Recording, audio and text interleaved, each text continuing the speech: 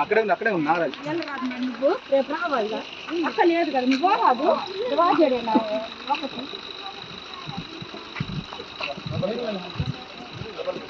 అన్నా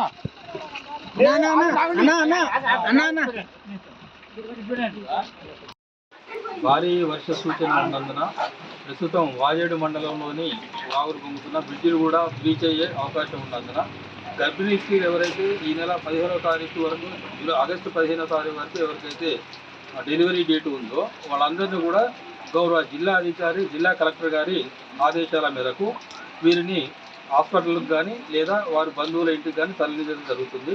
ప్రస్తుతం పేరూరు పిఎస్సి పరిలో 13 మంది ఉన్నారు. అందులో 2 డెలివరీ కాగా 3 వాళ్ళ తల్లిగారింటికి వెళ్ళిపోయారు. ఇంకా 8 మందిని మేము ఈరోజు షిఫ్ట్ చేయడం జరుగుతుంది. పేరూరు నుంచి 5గురిని, టేకులగూడెం నుంచి ఒకరిని, అలాగే మన పెద్దగొల్లగూడెం నుంచి ఒకరిని షిఫ్ట్ చేయడం జరుగుతుంది.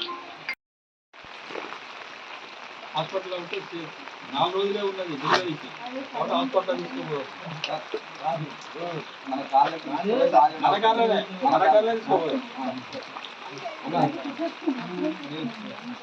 అసలైన తొలి వెలుగు. ఫాలో వాట్సాప్ @తొలి వెలుగు official.